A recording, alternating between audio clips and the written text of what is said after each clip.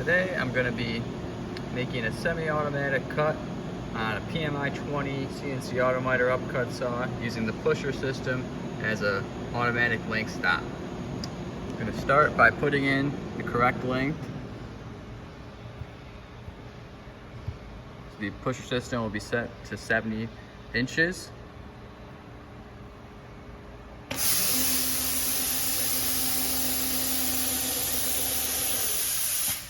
Going to bump the material up against the pusher foot. We are ready to make a cut. So we will then start by setting the clamps on. The material is now clamped. Turn the saw blade motor on.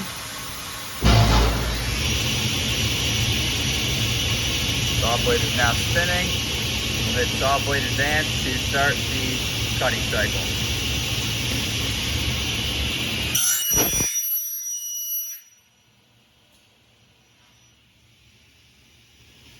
Turn the saw blade motor off, release the clamps, and we now have a good part.